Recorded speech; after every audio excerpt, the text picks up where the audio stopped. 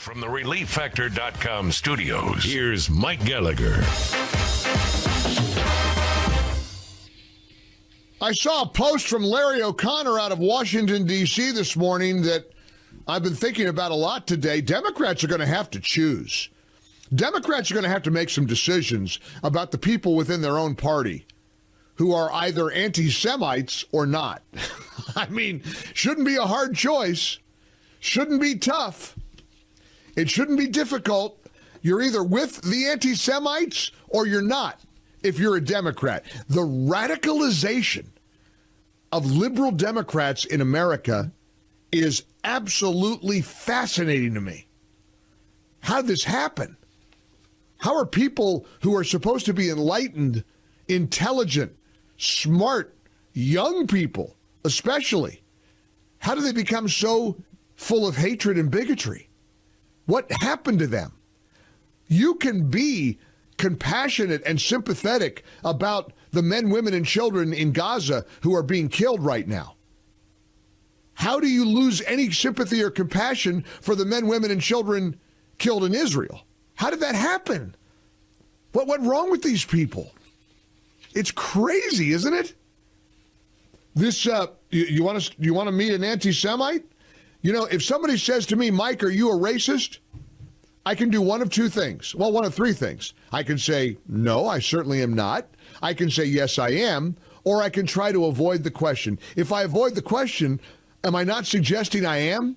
Yesterday, Rashida Tlaib was asked 5 times, count them, 5 times, are you anti-Semitic? And 5 times, she ignored the reporter. Are you anti-Semitic, Congresswoman? Are you anti-Semitic, Congresswoman Tlaib? Are you anti-Semitic, Congresswoman Tlaib? Are you anti-Semitic, Congresswoman Tlaib? Are you anti-Semitic, Congresswoman Tlaib? And you know what she was doing? Well, you know what this disgusting Tlaib was doing? She's pretending to be on the phone. I've done that before. I put my phone up to the ear, not talking to anybody. You know, the key there is look at the phone, see if it's lit up. It wasn't. She's talking to a dead phone probably. But of course she's anti-Semitic. What the heck do you think from the river to the sea means? Wipe out all the Jews in Israel. That's literally what it means. So what do you think happened to these young people? You know, you think of bigots. Oh, you know, it's an old guy, been around a long time, kind of hates people, doesn't like people. What went wrong in their lives? What went wrong in their lives that they became so filled with hatred? Do you have a theory? I'm like obsessed with this. I saw a video earlier of 4 or 5 punks in New York City confronting a Jewish woman who was posting flyers of the missing children from Israel who've been kidnapped by Hamas. And these 5 hateful punks were cursing her out. F Israel, F you.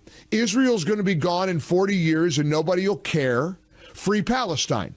They all looked like models from J. Crew. They were these sort of preppy, 20-something-year-old New York liberals who didn't mind being captured on video expressing their anti-Semitism.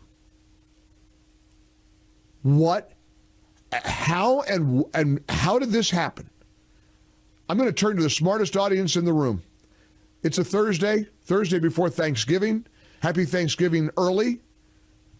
We're in the Relief Factor studios. I'm Mike Gallagher. Here's our number, 800-655-MIKE. I want to put your voice front and center on this because I want you to take a stab at what has happened.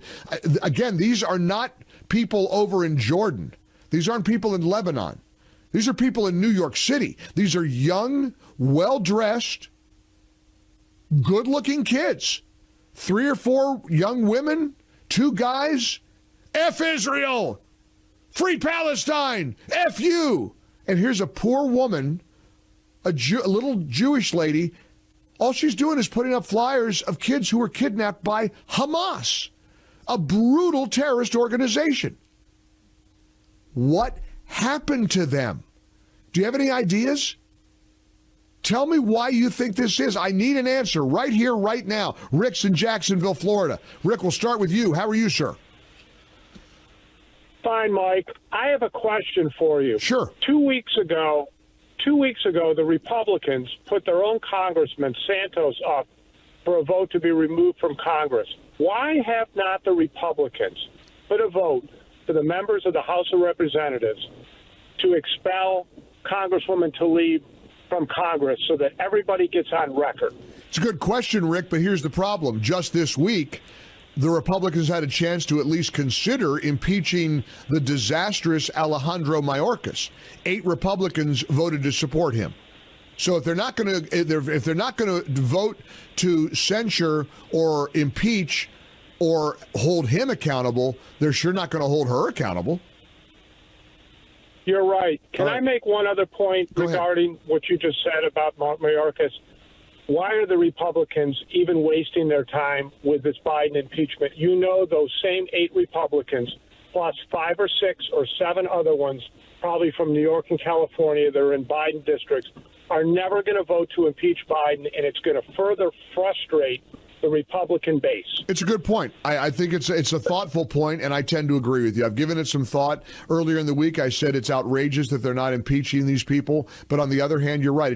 We can't frustrate the base right now. And right now, I don't know that the base needs a lot of frustration to avert their vote next year. Every poll shows Republicans doing well. Now, polls are polls. We had a big red wave predicted in 2022, and we know what happened there. But let's go back to this. I'm serious. I want you to put your thinking cap on. I want you to put your best foot forward on this. 800-655-Mike. What happened to make young liberal Americans bigots against Israel? What happened? What happened in their life? What happened in the world? What happened ideologically? I want you to fill up my phone lines with theories on this. 800-655-Mike. Jeff's in Allentown, PA. Hi, Jeff. Hey, Mike. Both my sons graduated from Arizona State University. Right. One of the classes there was called The Problem with Whiteness. Now, just magnify that with all the different left-leaning ideology. Yeah. And this is what they've been taught. Yeah. That we should be ashamed of who we are. Absolutely. Yeah. Absolutely. Yeah, I think that's a big part of it. Good answer. See, I knew I'd get smart answers. Let's keep them coming. 800-655-Mike. I want my phone lines to light up like a little Christmas tree. This is, after all, the most friendly, caller-driven show in America. Your voice is the one that propels the program. You're the fuel in our engine. And like my kids used to say, they never knew what was worse, when Dad was in a good mood or a bad mood. Be wary, be careful. I'm in a good mood. So watch yourself. Might be because my vacation, I can see my vacation on the horizon. I'm gonna have a little bit of time to R&R, you know what I mean? Make sure you keep Carl Jackson and Joey Hudson company as I step away. And I'm not doing much of anything. I'm going to South Carolina this weekend. Going to go see Clemson beat North Carolina. Sorry, Tar Heels fans. I love the cockiness of Peg Hudson, who is the biggest Clemson fan in the universe, who is going to be my host on Saturday's game at Death Valley. Peg said, I think we'll be fine, but North Carolina's pretty good. We got to be careful. I looked up last night. North Carolina's ranked 20th in the nation. And Clemson, no numbers attached to their name. I got to believe North Carolina's favored Saturday, but not in Peg Hudson's world, and I'm proud to be a part of it. So I'll be cheering on the Tigers Saturday. I hope it isn't going to be too cold, but I'll be ready to head to the upstate and to hang out with friends and family. 16 past.